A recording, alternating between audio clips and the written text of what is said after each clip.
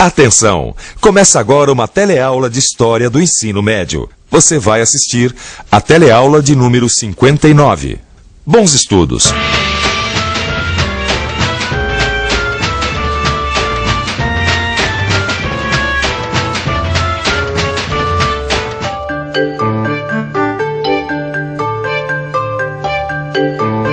O senhor sabe quem foi o pai dos pobres?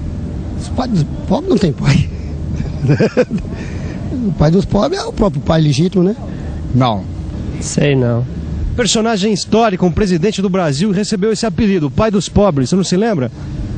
Não. Pai dos pobres que eu conheço é só Deus. Não me lembro.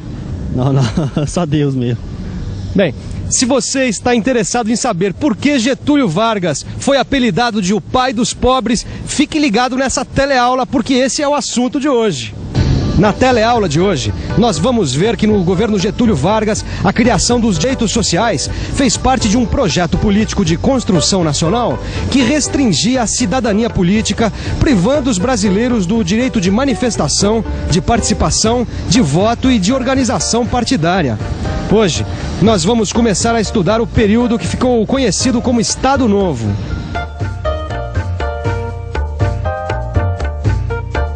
Tem gente que acha que os direitos sociais dos trabalhadores foram um presente, uma generosidade do presidente Getúlio Vargas.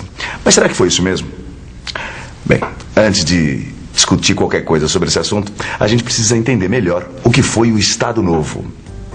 A gente viu na teleaula passada que o Estado Novo começou em novembro de 1937 com um golpe liderado por Getúlio Vargas e com o apoio das Forças Armadas.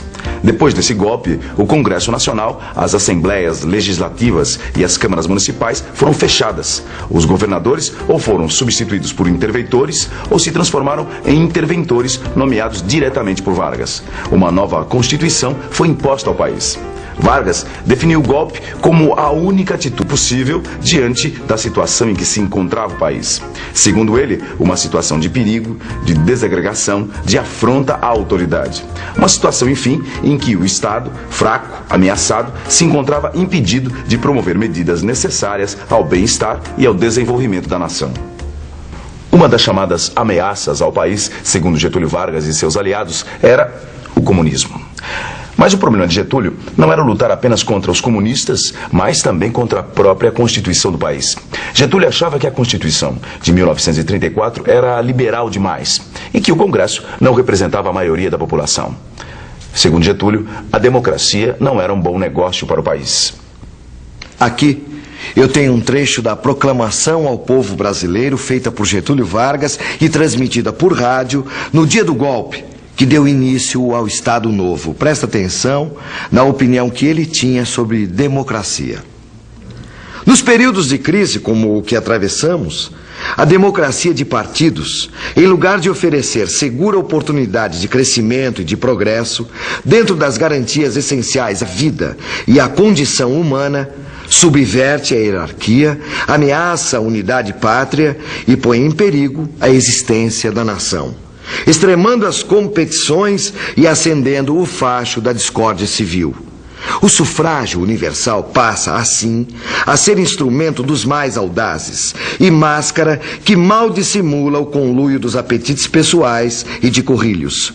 Resulta daí não ser a economia nacional organizada que influi ou prepondera nas decisões governamentais, mas as forças econômicas de caráter privado, insinuadas no poder e dele se servindo em prejuízo dos legítimos interesses da comunidade. Ah, prejuízo dos legítimos interesses da comunidade, essa é boa. É demais. Bom, você entendeu o que ele quis dizer com essa discurseira toda, né? Pelo jeito, o Getúlio não gostava de voto, de democracia. Não, é isso mesmo. Pro Getúlio, dá a impressão que as coisas funcionam ao contrário, né? Que a ampla participação política, em vez de representar a maioria, atrapalha o governo. Quer dizer, e servia para uma minoria impor os seus interesses para o país inteiro. Agora, isso eu não concordo. Não dá para concordar. Como é que alguém pode dizer que a democracia atrapalha o desenvolvimento de um país? Pois como é que faz pode? sentido. Senhor, dá licença. O senhor acha que a democracia atrapalha o desenvolvimento do país? Alguma coisa assim, né? Não atrapalha não. Democracia mesmo, né? De verdade. não essa falsa democracia que tem no Brasil, né? Eu acho que quanto mais democrata o país for, mais progresso ele pode ter. Não creio. Pois é, só que no Estado Novo, quem discordava do governo também estava sendo contrário ao desenvolvimento do país. Tanto é que a centralização do poder foi acompanhada pela censura aos meios de comunicação. A censura aos meios de comunicação se encarregou de silenciar as manifestações de descontentamento.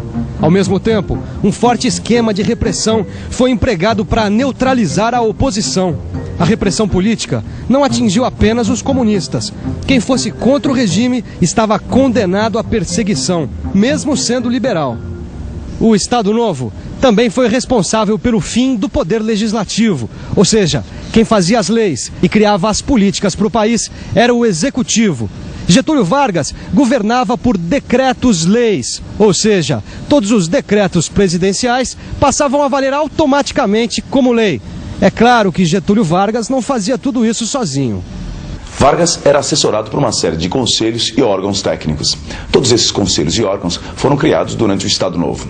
Alguns deles foram o Conselho Técnico de Economia e Finanças do Ministério da Fazenda, o Conselho Nacional do Petróleo, o Conselho de Águas e Energia e a Comissão Executiva do Plano Siderúrgico Nacional. E a gente também não deve deixar de colocar que os militares tiveram um papel importantíssimo nisso tudo. Segundo as Forças Armadas, o Estado brasileiro deveria investir em atividades estratégicas que garantissem a sua soberania. Para entender melhor o que isso significava na prática, vamos pegar 2 exemplos. Por exemplo, a indústria de base, isso é, siderúrgicas, que produzem o aço, e os suprimentos de recursos energéticos, como é o caso do petróleo. Segundo as Forças Armadas, o Estado brasileiro deveria investir em atividades como essas para garantir o seu desenvolvimento econômico. Agora eu entendi direito, Vicente. De uma certa forma, o Estado Novo controlava todo o desenvolvimento econômico, certo? Exatamente. E centralizava toda a política também. Mais do que isso, nessa época havia uma centralização administrativa, Gil. Agora, por que ele precisava controlar todas essas coisas, hein? Olha, pelo que eu li a respeito, o governo achava que a centralização administrativa era a única maneira de aumentar a eficiência do Estado e acabar com a influência das oligarquias regionais. Mas o que é oligarquia mesmo? Oligarquia é o governo de poucos, isto é, um governo que representa apenas os interesses de um pequeno grupo de pessoas. O Estado Novo tinha como um de seus objetivos combater os pequenos grupos regionais em favor dos interesses de toda a nação. Uma das medidas que o governo tomou nesse sentido ainda existe hoje. O governo do Estado Novo criou os concursos para cargos públicos. Além de acabar com o favorecimento a parentes, amigos e correligionários políticos, os concursos visavam recrutar pessoas tecnicamente capazes para o exercício de cargos públicos. Quer dizer, então, que essa história de fazer concurso para virar funcionário público começou nos tempos do Estado Novo. Pois é, rapaz, que engraçado. Agora só me pergunta uma coisa, será que adiantou? Porque, será que o Estado Novo conseguiu, com essa atitude, acabar com o favorecimento de aliados, de amigos, de parentes? É claro que não. Apesar das importantes mudanças que foram feitas, apesar do fato do país ter se modernizado durante o período do Estado Novo, o governo Vargas era um governo autoritário e de características fortemente tradicionais. O próprio Getúlio vinha da oligarquia gaúcha e o seu governo representava o interesse de grupos restritos, sem dúvida alguma. Mas nem por isso, Getúlio Vargas deixou de ser popular e acabou se afirmando como um poderoso líder político. Pouco a pouco, Getúlio foi construindo uma imagem de sintonia entre o governo e as classes populares. A educação e a propaganda ocuparam um papel importante na construção dessa imagem. Através da educação, o governo de Getúlio Vargas foi difundindo valores e noções comuns a toda a nação. A propaganda foi outro importante instrumento de construção da nacionalidade. Ela ficou a cargo do poderoso Departamento de Imprensa e Propaganda, o DIP. A presença do DIP era constante em todos os meios de comunicação, no cinema, na literatura, no rádio, na imprensa e até no teatro. A máquina de propaganda do Estado Novo foi de fato empregada para impor a figura de Vargas como grande líder, benfeitor e condutor dos destinos da nação. Vargas passou a ser identificado com o próprio Estado. A propaganda também ajudou a criar a imagem de um Getúlio Vargas, pai dos pobres. Mas por trás desse apelido existe uma história que vai muito além da propaganda. A história dos direitos trabalhistas. Você saberia explicar pra gente mais ou menos o que é a CLT? A CLT é uma lei que foi sancionada pelo, se não me engano, por Getúlio Vargas, é a consolidação das leis do trabalho, né? Que ela diz os direitos e os deveres do trabalhador. A justiça do trabalho, o salário mínimo, o imposto sindical e a consolidação das leis do trabalho, a famosa CLT, foram criados na época do Estado Novo. É claro que quase todas essas medidas traziam benefícios para os trabalhadores. Só que, por outro lado, o mesmo governo que garantia esses benefícios não dava aos trabalhadores o direito de fazer greve. Os sindicatos nada podiam fazer contra o governo. Até mesmo o lockout, a greve patronal, era proibido. Bem, mas você não vai pensar que as leis trabalhistas do Estado Novo foram criadas para iludir os trabalhadores e manter a repressão política. O governo, sem dúvida, garantia a aplicação desses direitos. Tanto assim que alguns setores empresariais não ficaram nada contentes com essa história. E é claro também que o Estado Novo não fez a legislação trabalhista para agradar os trabalhadores. Essas leis faziam parte de um projeto de industrialização do país. O governo do Estado Novo fez um investimento pesado para criar uma indústria de base nacional. A Companhia Siderúrgica Nacional, fundada em 1941, é o maior exemplo de que isso é verdade. Um ano depois, o governo criou o Senai, que, como a gente sabe, tem o objetivo de formar mão de obra especializada para a indústria. Sem as leis trabalhistas, o projeto de industrialização do país não seria possível. Agora, tem um detalhe importante que ajuda a gente a ver como essa história de pai dos pobres tem que ser vista com muito cuidado. Alguns direitos criados e garantidos pelo Estado Novo não chegaram aos trabalhadores do campo.